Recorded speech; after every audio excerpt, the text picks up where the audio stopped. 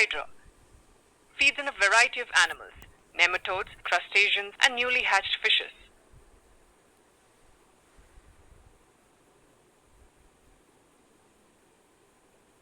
On the outer layer of this two-cell-layered animal, there are specialized cells called nematocytes. Nematocytes have triggers which, when activated by the movement of prey in the surrounding fluid, causes a discharge of the stinging threads. The stinging threads are inserted into the prey. The injured prey releases glutathione. Hydra has a chemosensation for detecting the glutathione in surrounding liquid. This triggers the feeding behavior involving its nervous system. The feeding behavior in Hydra includes curling of the tentacles to bring the prey towards the hypostome, opening of the mouth, and engulfing of the prey. In fact, adding glutathione to the surroundings causes a feeding reaction in Hydra even in the absence of prey. To understand the interplay of chemosensation and nervous system, we need to quantize the behavior and create accurate and dependable measures. In a few early reports, the time for which mouth of the Hydra remains open is taken as a measure of the feeding response. But observing the duration of mouth opening in the Hydra polyps is tedious and is subject to variation induced by uncontrollable parameters, such as the orientation of the mouth during observations. Another method of quantification of the behavior is based on the number of Hydra in a population showing the feeding response. However, since feeding response is an individual quantitative parameter, the population-based approaches are subject to variations caused by the opinion of the individual observer. The main advantages of the alternative method that we describe here is that it's very easy to execute and highly reproducible. Maintain Hydra at 18 degrees Celsius under 12-hour light, 12-hour dark cycles in a medium contained in a glass bowl and feed them daily with artemia. For measuring the feeding response, transfer one mature Hydra polyp to a well of a 24-well plate.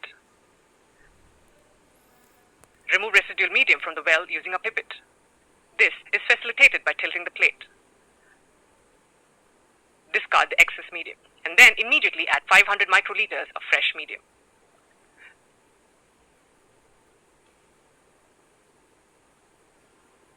Preparation of glutathione solution. A 9 micromolar solution of glutathione is prepared using Hydra medium. Remember, glutathione solution is prone to oxidation, so always use freshly prepared glutathione solution for each experiment.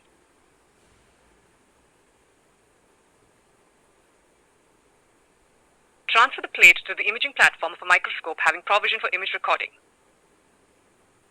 Use a dark background such that the behavior of Hydra polyp can be clearly imaged against the contrasting background. Make sure that the polyp is located along the central part of the well. Capture an image of Hydra in the relaxed state. This will be a zero time point observation. Quickly add 9 micromolar glutathione solution to reach a final concentration of 3 micromolar in the well. Start the timer immediately after adding glutathione solution and capture images after every 15 or 30 seconds for 4 to 5 minutes without changing the magnification settings. For measurements, we use GIMP version 2. GIMP, a GNU image manipulation program, is a software freely downloadable from the internet. Open each of the captured images in GIMP. This program has a measure tool available from Menu, Tools, Measure. The distance between hypostome and apical end of each of the tentacles can be measured using this tool. This distance is called tentacle spread. Calculate the average tentacle spread for each polyp before and after glutathione. Calculate the ratio of average tentacle spread at 0 time point to that at each of the subsequent time points. Let us call this relative tentacle spread. Do such measurements for at least 20 polyps.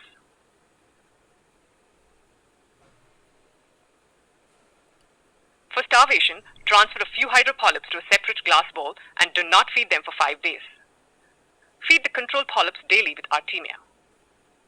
On the day of the experiment, feed the control group of Hydra with artemia for 1 hour and use these Hydra for the subsequent experiments. Measure the feeding response of the starved Hydra in comparison with the Hydra from the control group by the method described earlier in this video. To avoid any bias due to time of observation, alternate the measurements of each of the starved and controlled Hydra polyps. Glutathione causes Hydra to exhibit curling of the tentacles towards the mouth. Such curling brings apical ends of the tentacles closer to the hypostome. This results in the reduction in the linear distance between apical ends of the tentacle and hypostome or tentacle spread. The relative tentacle spread after adding medium lacking glutathione reduces only transiently. It bounces back to 1 in about a minute. Starvation is known to cause enhancement of the feeding behavior induced by glutathione. The tentacle spread 1 minute after adding glutathione was significantly lower for the starved group as compared to the satiated group.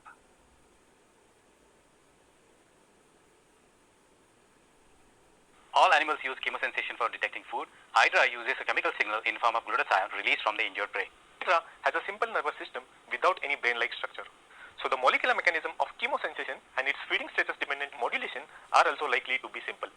Understanding this mechanism may thus shed light on the evolution of a regulation of feeding in higher animals. However, neither the receptor which can bind glutathione nor any other components of the downstream signaling cascade are reported in Hydra to this date.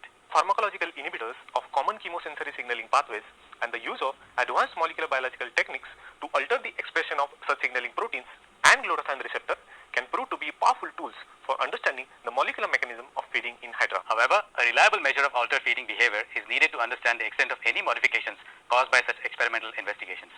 Here, we have presented a method which is not only reliable but also easy to perform and is highly reproducible.